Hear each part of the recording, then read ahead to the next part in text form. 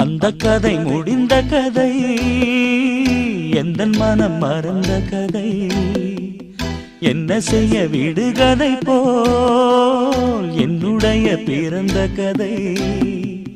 காலங்கள் தான் போன பின்னும் காயங்கள் ஆறவில்லையோ, வேதனை தீரவில்லை.